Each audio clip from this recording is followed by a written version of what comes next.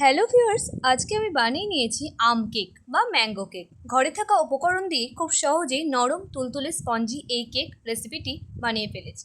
তো দেখে নেওয়া যাক কীভাবে বানাচ্ছি এই আম কেক বা ম্যাঙ্গো কেক।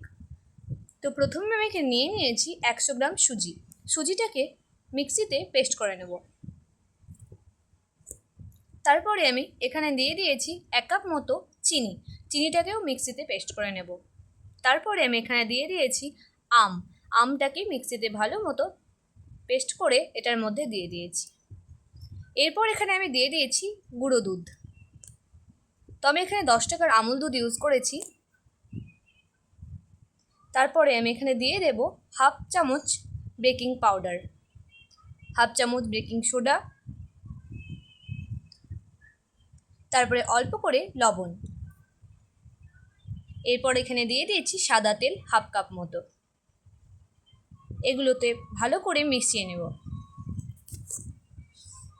এগুলোকে মিশিয়ে নেওয়ার পরে আমি যেই পাত্রে আমি কেকটা করব সেটাকে ভালো মতো তেল মাখিয়ে নেব। আমার কাছে ব্রাশ ছিল না বলে আমি হাতেই মাখিয়ে নিয়েছি। এরপর এখানে আমি অল্প অল্প করে দুধ মিশিয়ে মিশ্রণটি রেডি করে নেব। আমি অল্প অল্প করে মিশিয়ে নিয়েছি। তারপর আমি যেই পাত্রে কেক তৈরি করব সেটাই অল্প করে ময়দা দিয়ে এটাকে যেন তলায় না লেগে যায় সেই জন্য ঠিক করে নিলাম।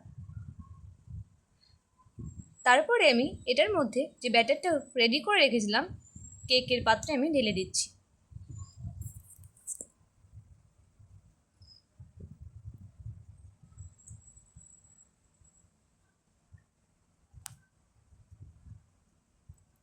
অল্প অল্প করে ঢেলে দিলাম।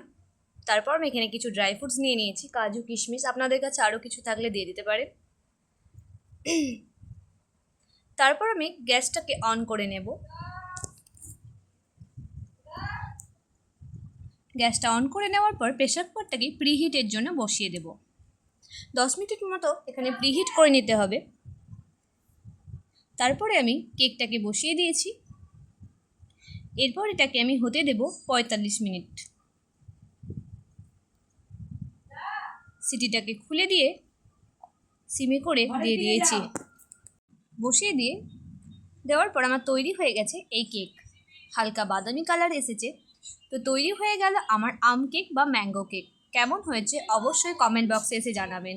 ভালো লাগলে like, comment, share and subscribe করতে ভুলবেন না যেন।